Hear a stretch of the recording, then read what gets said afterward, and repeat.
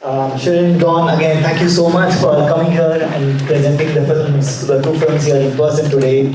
And thank you, of course, to the Bangalore Film Forum and the Goethe Institute for having this event over the weekend. So it's such a pleasure, such an opportunity for all of us to discover filmmakers' entire body of work. I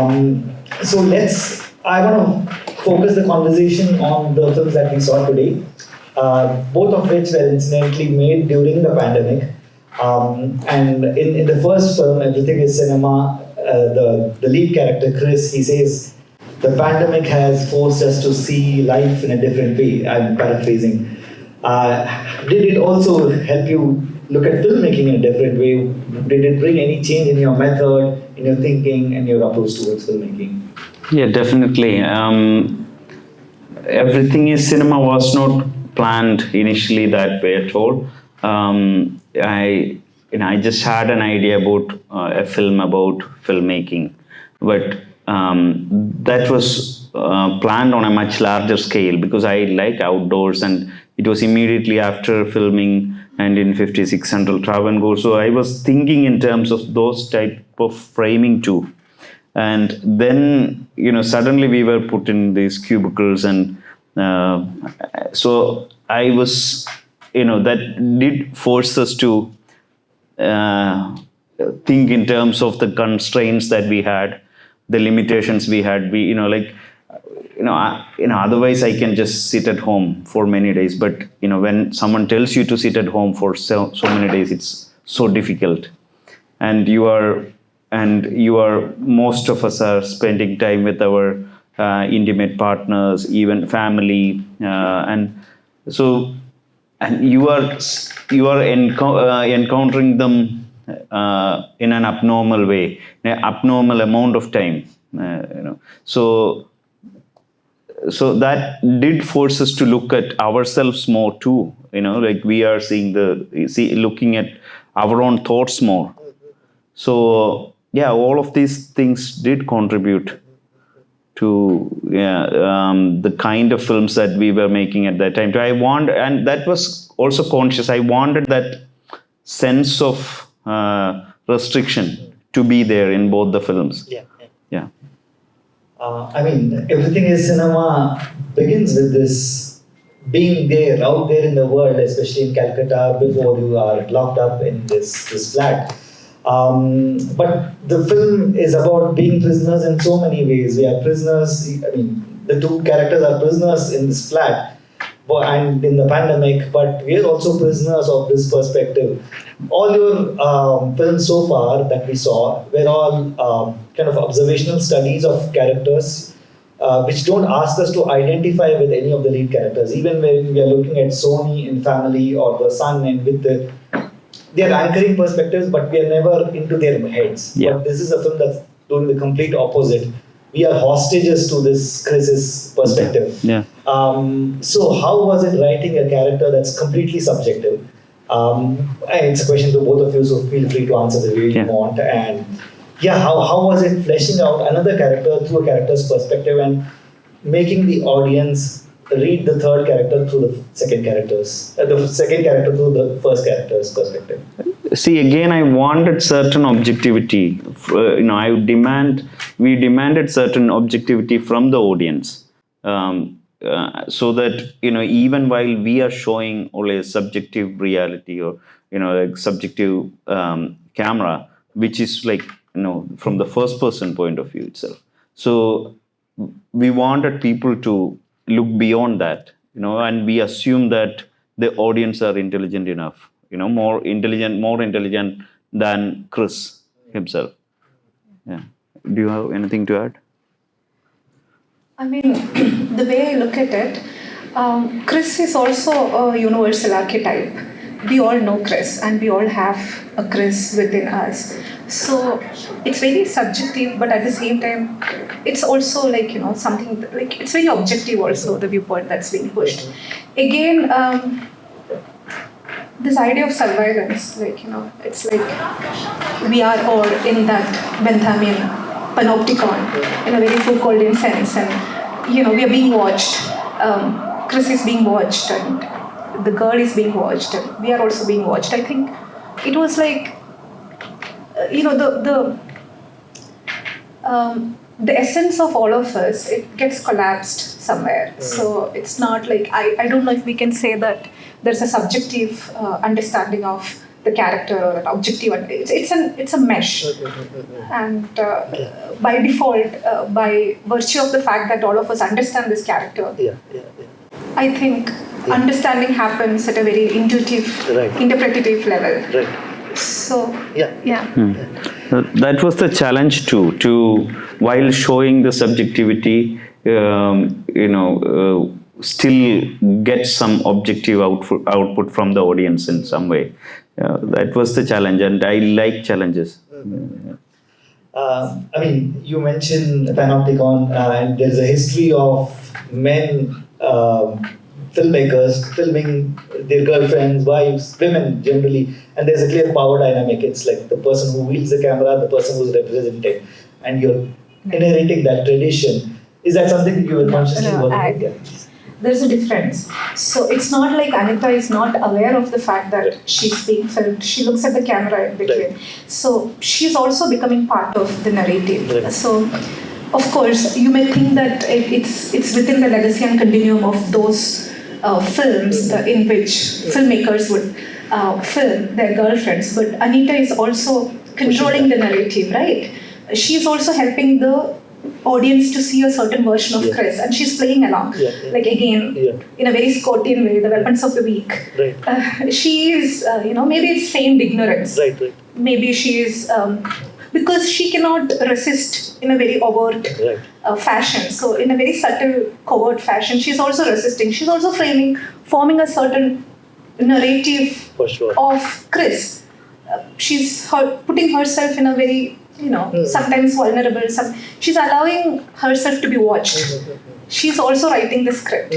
So we cannot say that she's the passive receptor of Chris's patriarchal things. She's also the weak who is... For sure. So we don't know who is actually... Right. No, my question was with respect to whether you were working through this tradition and kind of subverting it, because definitely Anita is speaking back to the returning the gaze of the camera, which also the Calcuttans do, I think from the Louis Malle documentary as well. So is that something you wanted to kind of present a gaze and then kind of return it to us? Is that something that you were working with? I think so. That's what I understood. But the filmmaker... we have different views about those. For me it was like Chris was making the film, and it was his idea, and but Sherin had absolute freedom in the way she wanted to present Anita, and this is how she has perceived That's it. how I imagine myself, because I cannot see myself as a passive person. So I thought that I was controlling the narrative, everything from beginning to end. I was controlling the narrative because I wanted everybody to see Chris as a misogynistic. I think you succeeded on that front for sure. But I want to maybe I'll let you elaborate on this aspect of collaborating with each other. How do you write, especially these two films, because both are like boxing matches in some certain way. You're sparring with each other. I mean, the characters are sparring with each other, but you're also maybe sparring with each other as writers. Do you kind of divide the perspectives between yourself? Not while writing. We don't. We get each other very well while writing. I think, even without words, when we start discussing something itself, like we don't need to use too many words to explain the characters or the intentions or anything like. So maybe because we are very used to our gestures and stuff. So those things come naturally, and we enjoy collaborating with each other too. She was the co-scriptwriter on Family as well. Yesterday during our Q&A, there was this moment where an audience member was not sure how to perceive a character. Two characters were talking, and one character who had, from a marginalized position, who had kind of made a criticism, was being silenced by another character, and then the audience member was not sure which perspective to take in that shot. And here that film it's like a power, it's like an explosive material, right? You're forcing us into a perspective which you are clearly not subscribing. So how does audience play into your mind while writing such a film? See, just like, how Sherin as Anita interpreted the reality in a very different way, I think the audience should also do that. Like they should actively participate and question, everything that we see and everything that we hear multiple times.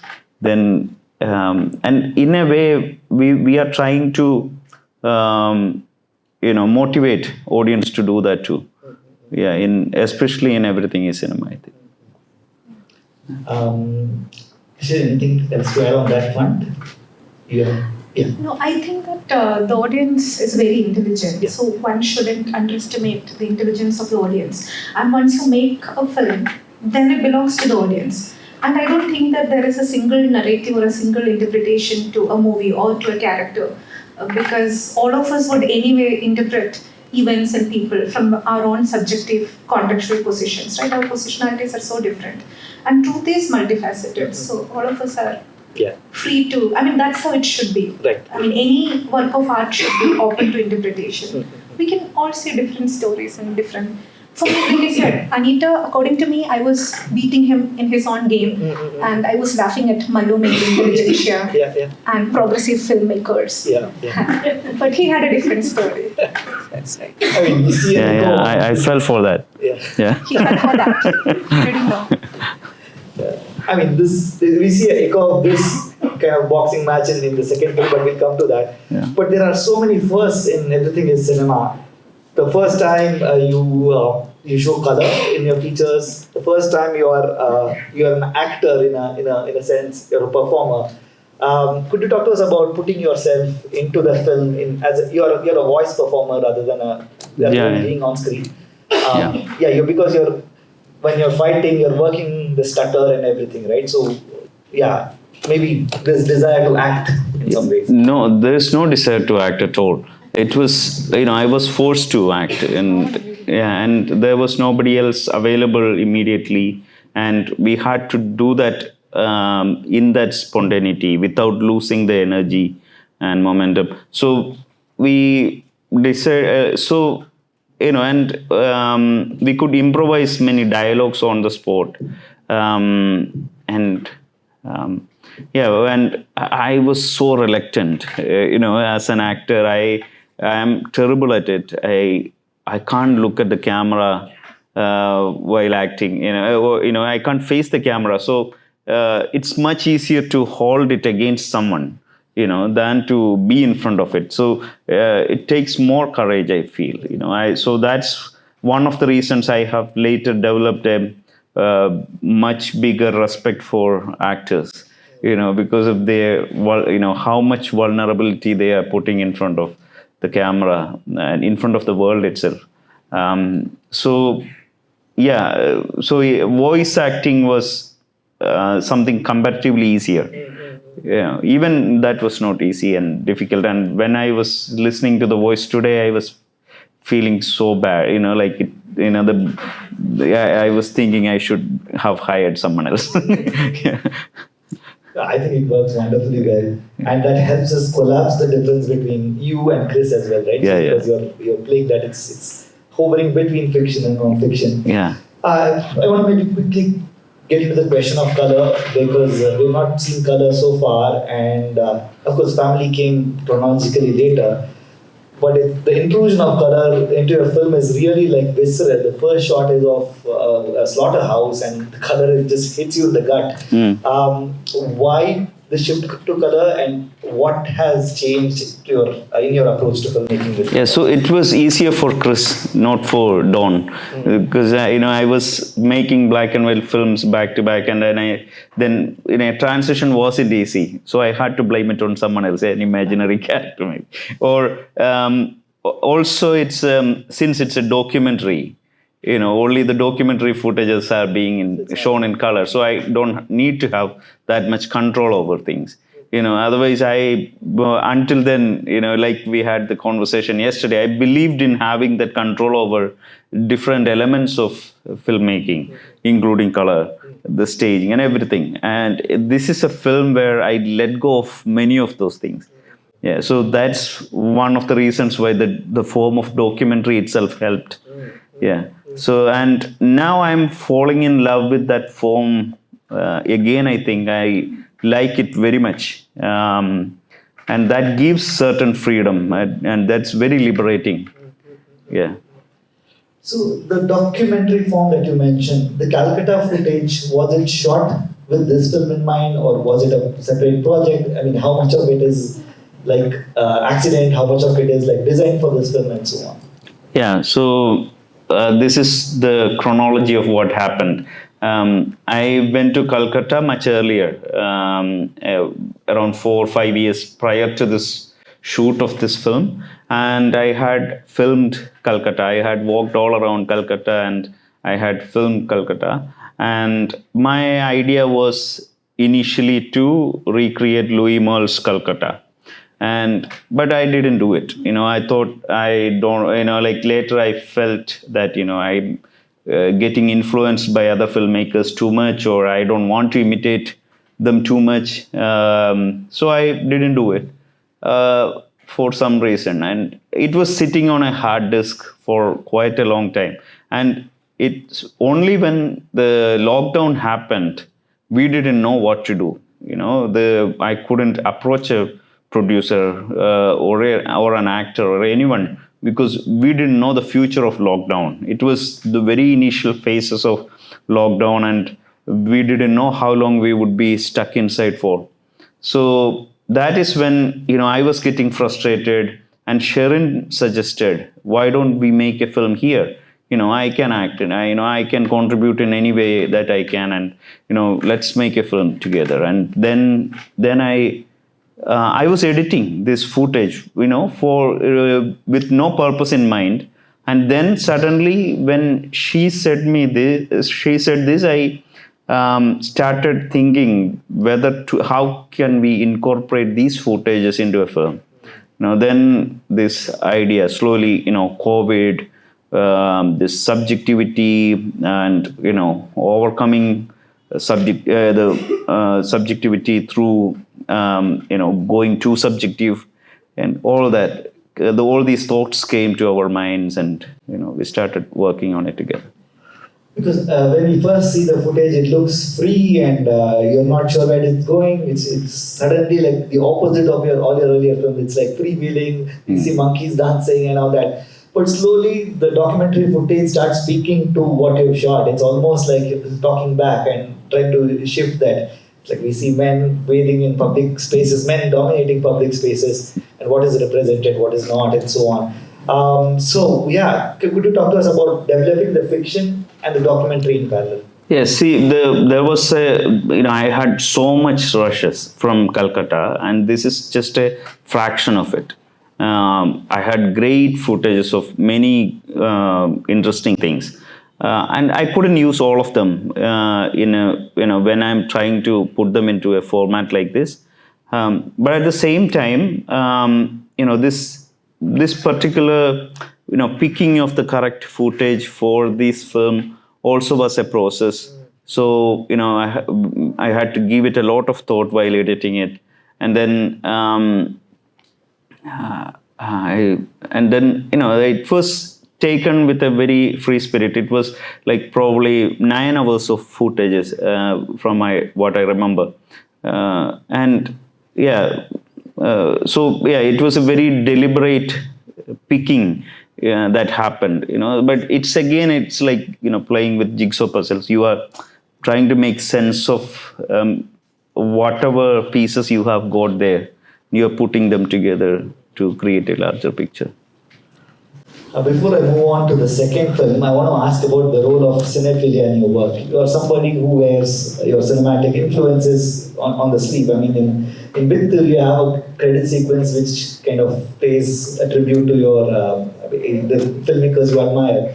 But it seems like in Everything is Cinema, that really comes to the fore. Of course, Louis Malle is a reference throughout the film. but also camera buff and so on. But I was also thinking here cinephilia becomes this property of this very pretentious man. So are you a cinephile? Do you identify as a cinephile? And what does being a cinephile make things easier while filmmaking? Does it complicate things?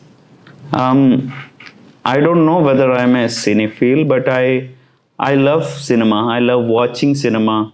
But for the last year, especially last year, I tried to reduce the number of films that I watched. I started being very picky. But I don't know whether that's the right direction to go even. But again, I'm a student of film. I love to see what other people have made, and there are things that I can get inspirations from, the things that I can learn from. Always looking for those things. Yeah. I'll come back to the director in the second film because I think there's an echo of the first film in the second. Sherin, let's talk about Joyful Mystery, which is again centered on couple. Again, they are aspiring, they're in a moment of crisis. But it's a very different film. It's a film that's positioned right in between two characters, literally also because the camera is between them. Again, how do you write a character where you're trying to balance is balancing perspectives a thing at all while you're writing a couple film like Joyful Mystery? I don't think so. We are not trying to balance the perspectives. For me, both of us come from very Christian backdrops. We have had different experiences with Christianity later, but then our language is definitely colored by very Semitic images and stories. So the Joyful Mystery. So the thing is that I think this movie, when I doctored the script, I worked with him. There was this overall overall biblical imageries and stories that were floating there. So it was very thematic for me. So the first Joyful Mystery is when Saint Gabriel, the angel Gabriel, the Archangel Gabriel appears in front of Mother Mary and announces the birth of Jesus Christ. But here the first Joyful Mystery is the opposite of it. She menstruates towards the end of the movie, and that's like the first Joyful Mystery, like you're not pregnant. Whereas the original Joyful Mystery is that you are pregnant, you're going to be pregnant with the Son of God. I was writing my thesis during that time, my PhD thesis, and I was working on a very phenomenological understanding of menstruation. So I did sensory, I'm an anthropologist by training, and we were always talking about menstruation. So I would just, I would always talk to him before writing a paper, because, he's also very academically oriented. So we have the same language to talk. So then I was just going to submit my thesis, and our house was full of talks on menstruation, and so then it was very thematic. So I think that movie, it was not just about characters also, it was also a lot, it was a lot about menstruation and this and of course, like I said, Christianity and this. It was very thematic. Then the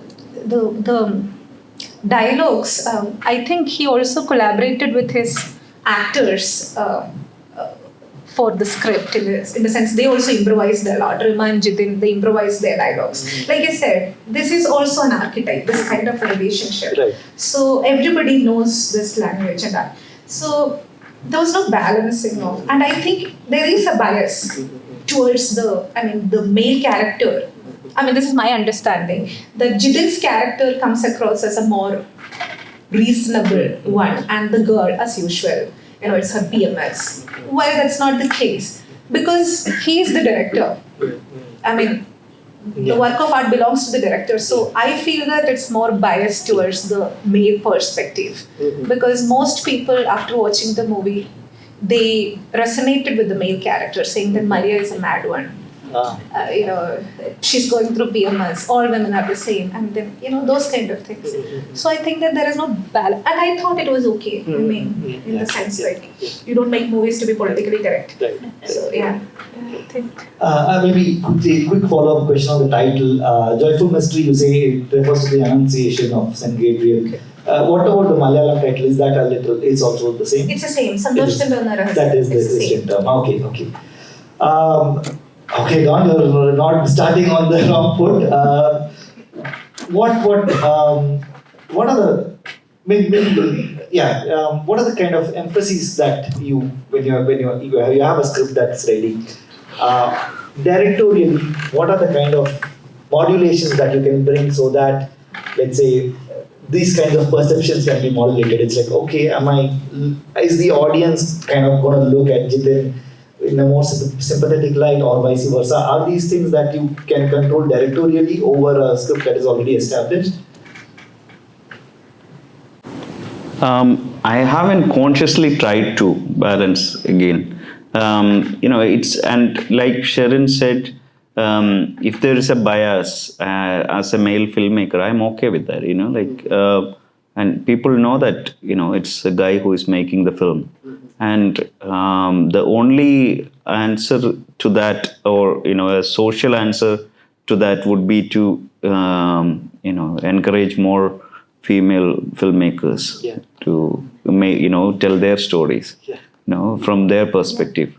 I can only try, to understand, but the subjective reality of women are entirely different.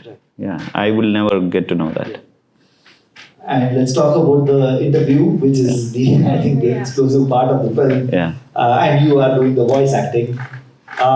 This kind of, you are setting up this sort of male genius that is so prevalent in the film discourse, especially.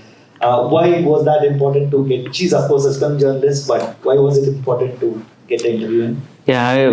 I need to sometimes remind me what not to become. Also, like I said, that movie was deeply embedded in the texture and mood of our home during those days. We were having a lot of conversations about a lot of things like menstruation, about progressive filmmakers, a lot of talks were going on. So I remember him writing that interview scene, he was, we were really busy, of course, it was a lockdown, and he was feeding our child who was really small that time, and he was feeding with his left hand and he was writing with his right hand. And I was like, it would be easy for you because you're writing about your own alter ego, it's easy. But so the thing is, so that movie had a lot of themes that emerged from the texture mood of our home and our conversations during that time. And he was very honest. And another thing about Don is that he has this capacity to laugh at himself. So this director, the progressive filmmaker, with exceptionally long shorts, and also Chris, he's laughing at or criticizing that part of himself, who is, of course, all of us have misogyny within ourselves, men. So that way, I think these movies are honest, not balanced, not politically correct, but these are honest movies about himself. So I like that. I think, So when we have the biggest insult that I throw at him is that, oh, you're such a progressive filmmaker. And then he would say that I'll tell everyone what kind of a feminist you are. So it's like all of us do introspection, and then his medium, I only write and then I write academic papers, and they're very, there are editors and editors and editors and editors. But for him, his medium gives him this enormous capacity to be honest, more honest. So I envy that also. Again, this is such an important question. The point, what is the place of humor in your films? Because if somebody had turned up yesterday and they didn't turn up today, there is a risk to think that Don doesn't laugh. But of course, Shamam is a funny film, but humor is such an important part in these two films. So what is the place of humor in your life, in your work? Is that something you chase, or does the material demand that? It comes out through the material, I think. No, it's not present all the time. You can't be cheerful all the time. It's just like, we all have different sides to ourselves, and I do have a funny side. Yeah, we just have to Yeah. suss it out. Yeah. Before I pass it on, I want to ask a question about the actors. Is this the first time you are working with actors who have kind of a strong presence in the film industry? Rima, Jitin, they're all like actors, professional actors. So what did they bring to the material? What did they change in your method going Yeah. forward in family and so on? Yeah. Yeah, And see, the casting of them. yeah, the original, the initial reason for bringing in Rima Kalingal was because Sherin suggested it. Sherin, I was just thinking who to cast, and because it's a lockdown film and it was literally lockdown, you couldn't travel out of your own district. So I had to find someone from Kochi itself, where we were living. So we were thinking different options. I was initially going for more indie people, and who wouldn't demand much money. So then Sherin asked me, "Why don't you ask Rima?" And then I could imagine her as this character Maria, but at the same time I couldn't imagine that she would accept this role. So Sherin is someone who doesn't give up easily. She always pushes you to the maximum potential. And so we reached out to Rima through a friend, and she came on board, and she immediately accepted the role. After reading the script, the first draft of the script, which was about 50 pages, it took her only a few hours to respond and tell us that she likes the script and she would come on board. Then we were quite excited. But then the process, I had to convince them with the process, which is, we were not planning to shoot immediately. We needed time for preparation. The post-production was mostly myself sitting with Rima and Jidin in the room and, going through different scenarios, acting out potential scenes with couples, and sometimes even giving them, therapy as individuals, as individual characters. Maria would come and tell me her problems, and Jidin would come and tell me his problems with Maria.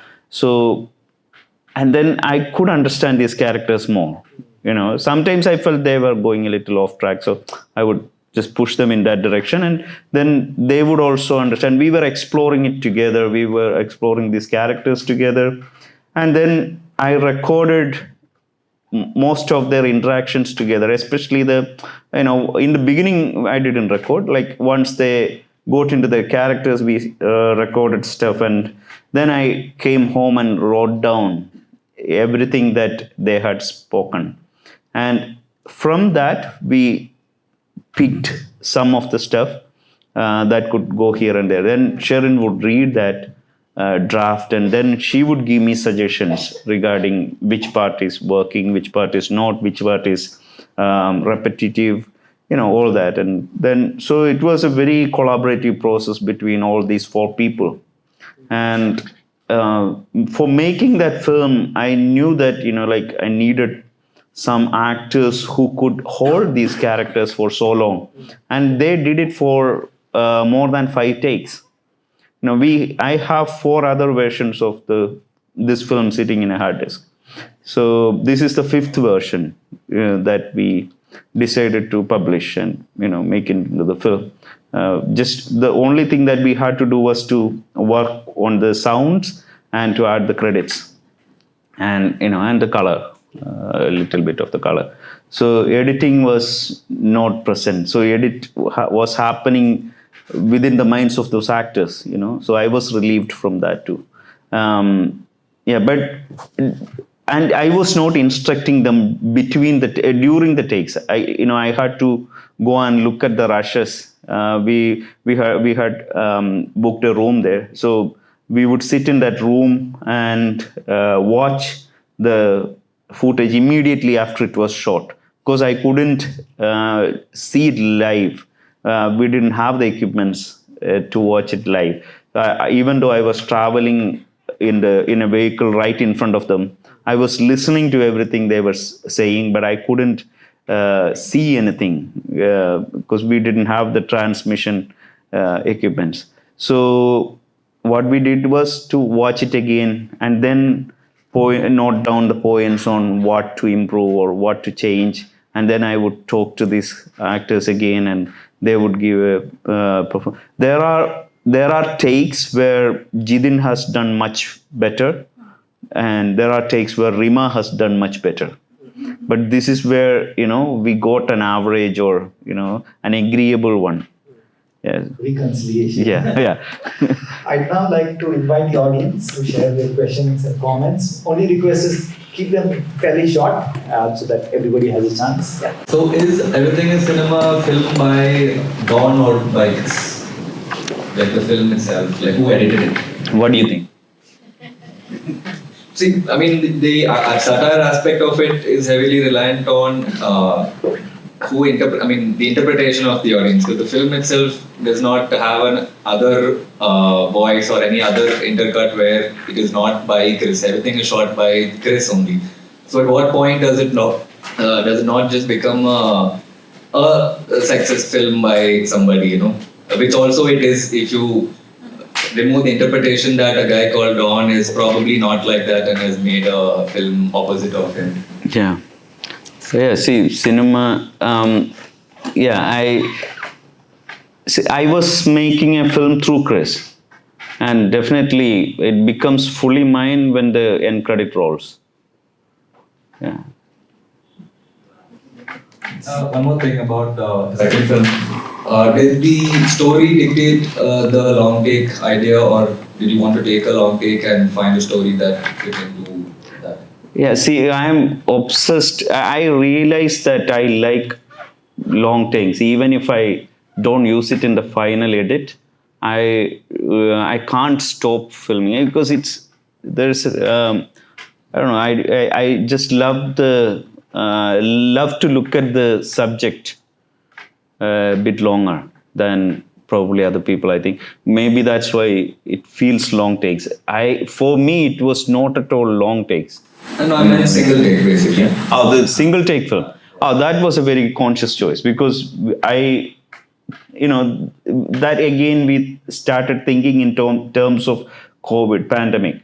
The constraints we had, and I thought, okay, limit them not only in terms of that car, the space that they are in, but also limit them in time also.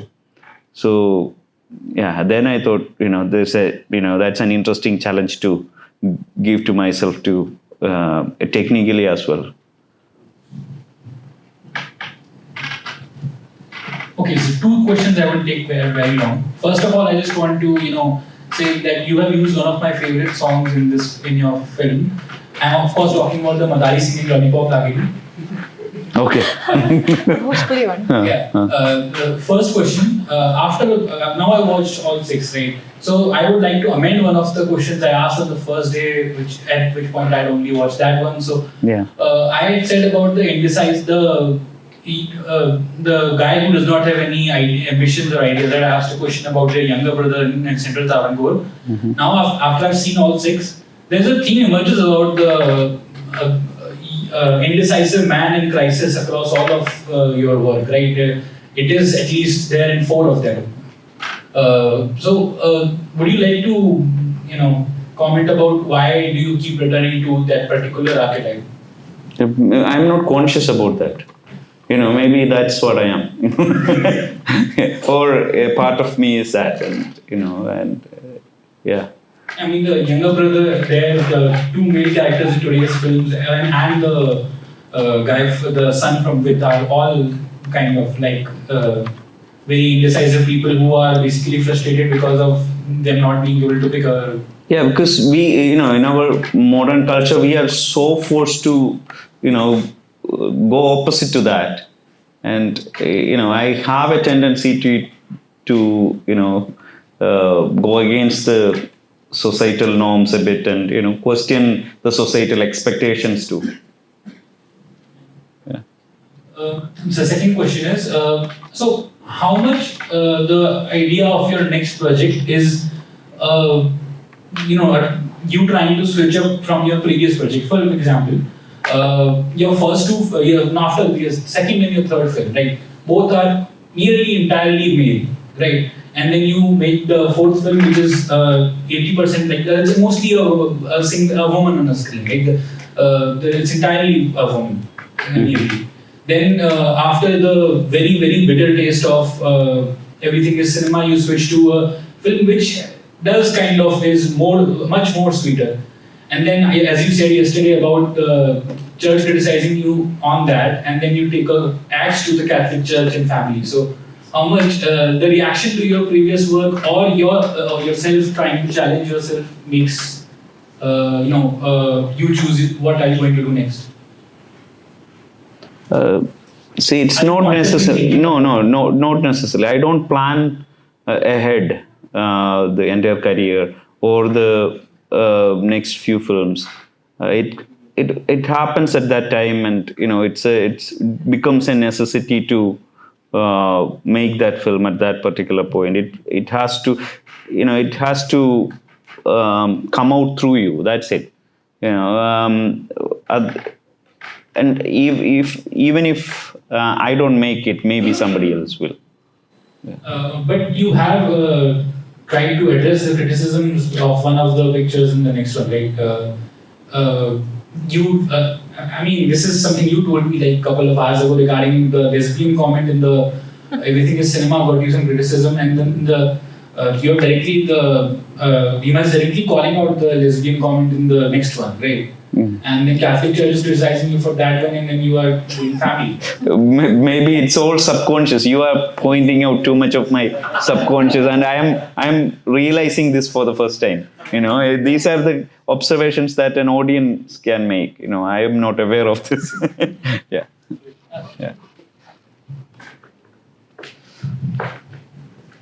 Sir, one of the main observations that I have seen in most of your films is the inspiration that you have taken from Ingmar Bergman films as well as Andrei Tarkovsky's films. So when you look into Ingmar Bergman's films, it is more from a psychodynamic perspective, and Tarkovsky's film is more like an existential perspective. And in your films, I see a blend of both. Like all the films end with either there's a conflict between power and a freedom, and at the end either the character will have a freedom or it will be the success of a powerful character. I think when we are trying to put cinema into words, only these themes arise. Otherwise you are not very conscious about these terminologies, or these definitions of what is freedom, and it's different for each of us. I still don't see it as freedom when Everything in Cinema ends. So I think that depends on the audience. I have a point. Yeah. So the thing is that in Everything is Cinema, we cannot say that it's actually freedom. I think the common theme across all these movies is that there is no resolution. Usually movies give you resolutions, right? Towards the end there is a certain resolution, but that's not the case. Even in family, you don't know if that, the bad guy, the hegemonic male prevailed or not. There is a certain confusion. We don't know what happened after Everything is Cinema, after that last frame. It's not like it's the first time she's leaving, there's a pattern to things. There is no resolution because all these movies are also, like we said, slices of life. So it's just going on.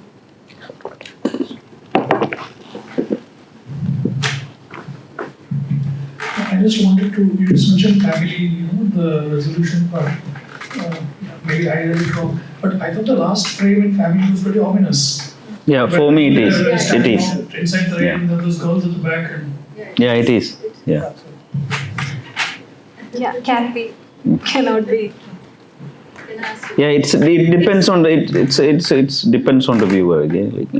It's because people are some people are already aware. Rani's character is aware of what is happening, and we don't know, like, what is. So he's free to continue to be a predator. Maybe that's the message one gets. Yeah, and then School teacher. Yes, and then predators are eventually hunted down, and then he goes to this retreat, and we don't know actually what is happening, and then that's how I see it. I mean, of course, there is this horror element, but yeah. For me, it's definitely the continuation of horror is what and that was I tried to make it as obvious as possible too. Yeah. In Joyful Mystery, I really liked all the characters, both the physical ones and the voices. What I little bit missed was to get a glimpse of their relationship actually when they're not fighting. And I thought, and I know I'm not the scriptwriter, but I thought that after the conversation with the director, that would be a nice time to have brought in a little bit of that, What is it that brought them together? So that they're not just only fighting. I mean, you get it in the expressions, but yeah. So it's just a comment. Yeah. So there is this, what I see. So I mentioned the archetypes. Mentioned about the archetypes in the beginning, no? So the idea is that there is this central limit theorem that we talk about, right? Like after you pull enough samples from a population, after a while it forms a bell curve. The social scientific counterpart would be, an ethnomethodological understanding of things that you put two people in a certain situation and let them play out a role, and then they become that. Like the idea of the arranged marriage. You take two people who are strangers to each other, put them into this particular institution called marriage and family, and tell them that from today onwards you should love each other. And you're really important to the other person, that person is really important to you. And after a while you perform that role, and then it becomes the truth. You actually start to love each other. But that's not where you started. In the same way, I think that in a certain situation, like in that car, in that restricted, the camera is very panoptical, and then you are there. You put any two people there. After a while, they start acting, the bell curve forms, you start acting the same because that is how things. So it really wouldn't, their history or their future wouldn't be too much of a concern because right now they're in a particular panoptical space, and then there is this, looming danger that she could be pregnant, and then their languages may change. I mean, we talk about the lang and parole. Their parole, their spoken language could be different. Their lingo could be different, but the underlying themes, the lang would be the same. In the sense, I and him, or you or someone else, that situation, those kind of roles, those kind of pressures, we would act out on the same themes.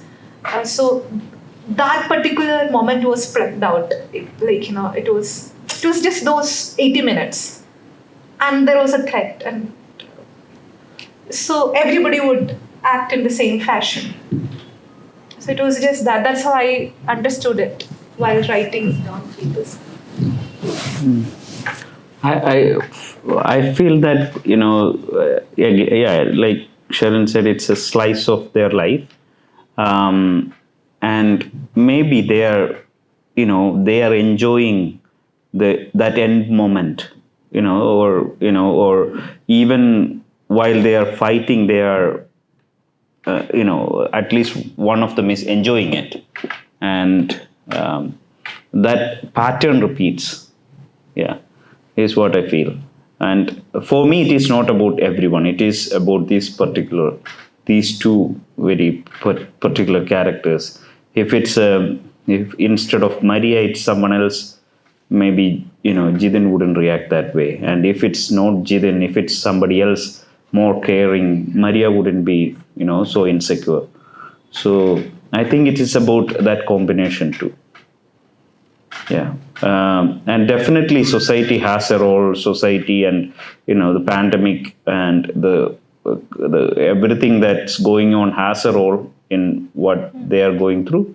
But I would still like to believe that these two characters have certain autonomy.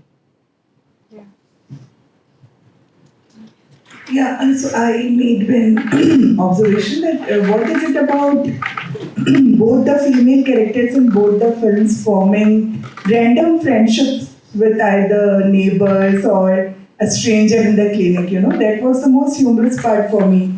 Whether it was like a breathing space or a refuge for the female characters in other female characters only, whether it's an auntie in the clinic or the neighbor in the first film. So that was a common observation that I made. What is it about? Yeah, that was not very conscious, and it's not supposed to be a generalization for female characters too. Yeah, and I think one has to look at each cases individually. Yeah, but in their cases, in Chris's and Anita's case, Chris is someone who likes to have control over the family life that they have, and in Jithin's case, he would like to evade things more. So he wouldn't want other people to be there to observe or to judge him. Yeah, clearly both the male characters are not very comfortable with this random interaction. But then again, he's very micro in his perspective. I go very macro and structural and functional. I think that there is enough received scholarship in the social sciences which talk about the sororel bonds of women. So there is this branch of scholarship that focuses on new kinship studies, which says that women are more into chosen kinship rather than consanguineal or affinal relationships that people form. And the homophily that men form are very different from the sororel bonds of women, because women, especially in a patriarchal society, to survive and to thrive, they focus on sororel bonds. There is menstrual kinship, there is menopause sisterhood, there are domestic relationships that women so then there is this gendered, so I would see it that way. And the man is clearly getting upset about that. As usual. He just tries to deal with it. Yeah, and he can only sexualize it by saying that all women are lesbians, because there is a lack of nuance from his side, which is and and in this generalization, if I as a man makes it, the language itself would be different. So it's better that she doesn't.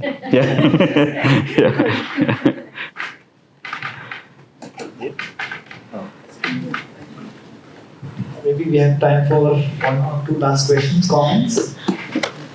Yes, in the front, please. Hi, my question is Sherin. So I would like to know your thoughts on what he asked, the recurring theme of the indecisive man. So you are totally involved in the creative process as well as you have this strong academic background. What is your point of view? the indecisive man, I don't know, but the non-hegemonic male, yes. Because all these characters are very non-hegemonic.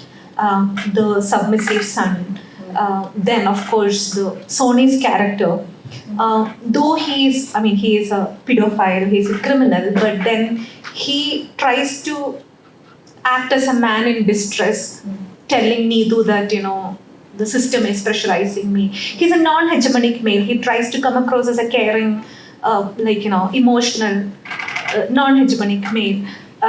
Even in Joyful Mystery. So that is there. This non-hegemonic male as an archetype is there. That's what I believe. Also humor, humor of the non-hegemonic male is very much evident, which is an ego defense mechanism. Let's go Freud is outdated, I know, but he's also relevant. It's it's an ego defense mechanism to survive in a world of hegemonic men, like the hegemonic father, patriarchal figure, so I think that's also there. Hegemonic male in the margins, who is also cruel, who is also problematic, but non-hegemonic nevertheless. Yeah. Thank you. Sir, do you really don't know who is Sunil Prasad? What's that? The director Sunil Prasad? I didn't hear that. Director Sunil Prasad. Do you really don't know who is Sunil Prasad, sir? Do you? Yeah, I know that he's a mix of a few people I know. I just want to know because there is some line about the Mageshita Kapilagaram. I see what's there for others, what's there for us may be good for others, outsiders. Yeah. So it's about Mageshita Kapilagaram, right? Yeah.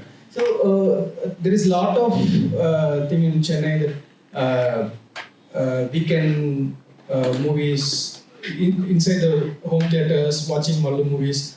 The middle-aged aunties, uncles who are good financially well, they like to watch Malayalam movies, recent Malayalam movies, because they go to sleep peacefully. The whole family they watch. They don't get more disturbance or something. So it's peaceful. No, the Malayalam cinema is too good now. So how do you differ from them? Why don't you want those peaceful movies? Why do you choose this path? I will be very honest. If I watch a film like that, I get very disturbed. Me too. Yeah. Because too many Malayalam movies are trying to save women and liberate women. Yeah. That's very. It's not like not even the films that try to save women. Like a film like Premalu or Home hashtag Home. I felt very disturbed after watching them for different reasons. I felt when I watched one of the films, it is a very popular film. It is a big success all over India. I came out of the theater. I stood there, and I felt so depressed, thinking that why isn't my life so easy? It's presenting a version of life that is so unreal to me, and I get this. I can relate to these images only when I see this version of life that I have experienced or have thought of.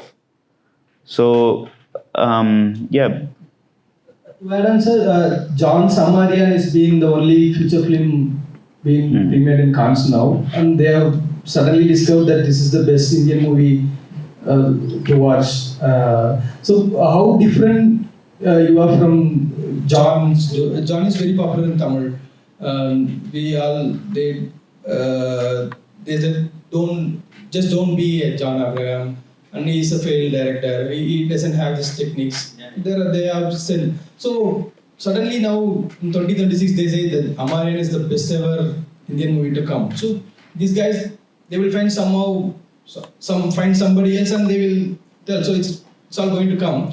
But how do you see, sir, Malayalam film from Amarian days to now? So how do you see? See, I haven't finished watching Amarian yet, but yeah, I understand this. The scenario, those times. Yeah, but I don't know. I really don't have an answer. I think you should answer. Because I can't compare myself to a filmmaker that I'm not so familiar with. You are doing good, sir. As I said, we will try to imitate you. Show us some path. And for those who don't know, that is Gautam, and Gautam's film was in Berlin this year, and he's an amazing filmmaker. Yeah, I love this film of his, and I hope it comes out very soon. Yeah. On that note, we have a closing question. Okay. Hello, hi. So I have a question.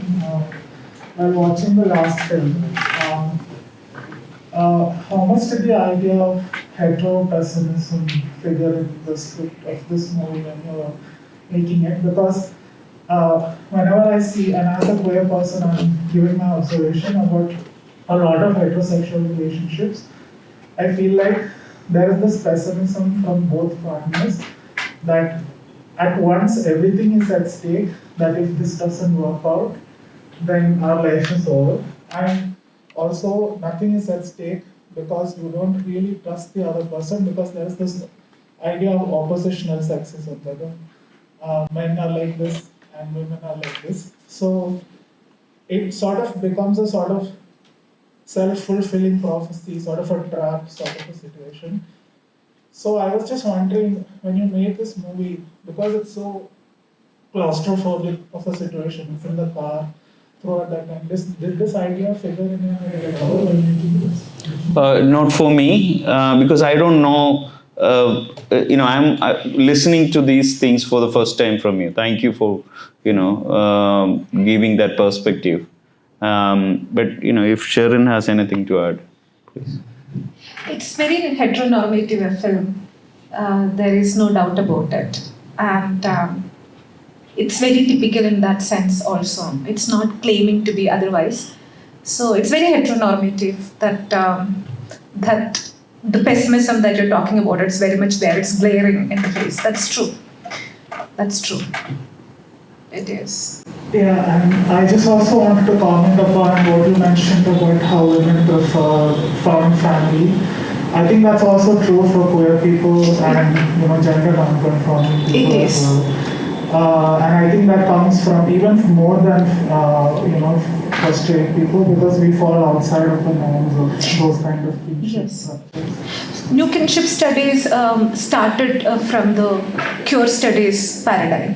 Yes, that's how it is. That's where queer studies is where it emerged, and then later feminism borrowed it, and then that's true. That's true. I think that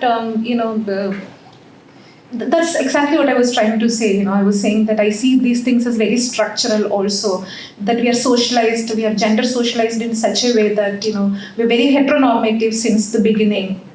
And then we all know that, you are never born a woman, as Goethe would say, you become a woman. But then sometimes it's so difficult to, grow out of these heteronormative ideas, and it comes out in the most vulnerable times, especially when you are in a heated argument with your partner. You really use very heteronormative language, the slurs, everything is like that. You can only strive to come out of it. That's what I was saying. Even after learning and teaching feminist epistemology for a long time, I also slip. Sometimes I talk like a proper male chauvinist, and that's when he says that, I'll tell everyone what kind of a feminist you are. But then I think it's a continuous process, and then I don't think that either Don or I are that we don't have that ontological position or epistemologic knowledge to go beyond heteronormative, at least in visual language. So it's true. It's true. It's true. Yeah. I'm afraid we've run out of time, and I would like to thank Sherin and Don for this session in particular, and also for the whole retrospective. Thank you so much. Thank you. Thank you so much for your thoughtful questions. Don will be in town conducting a workshop from tomorrow on. Do we have seats for this? Unfortunately, that's sold out. But if some of you are already here, so have fun this week, and good luck. And we'll keep looking forward. I hope you will present your future work also here. Thank you so much. Thank you. Thank you, Srikanth. Thank you. And most of all, I want to thank Bangalore Film Forum and all the people at Bangalore Film Forum, and especially Vinayak, for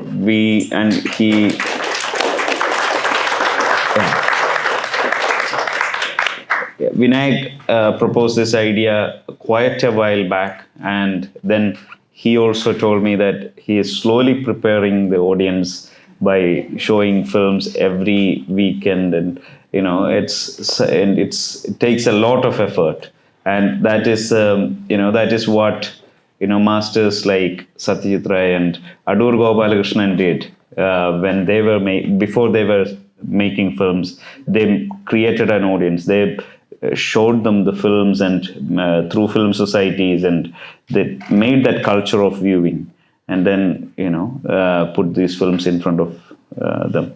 So thank you, Vinayak. Thank you, Bangalore Film Forum. Thank you, Goethe, for giving us this avenue. And thank you, Srikanth, for the great questions and the attention that he paid. Many, and I think you watched all of them twice now. Yes. Yeah. Thank you. And Srikanth had earlier written about a couple of my films too. Yeah. Thank you, and I thank each one of you for staying back and paying such attention to the film. Thank you. Thank you. Yeah.